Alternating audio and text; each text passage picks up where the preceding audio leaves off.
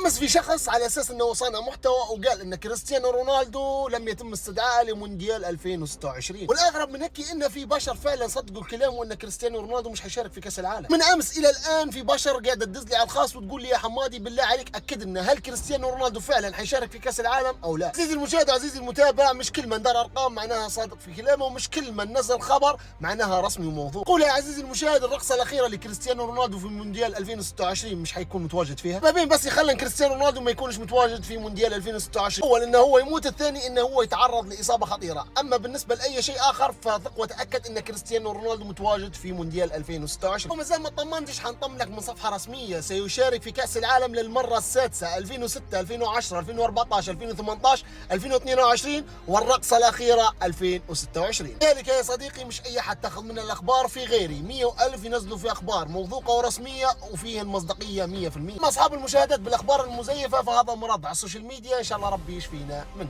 ديما طيبين.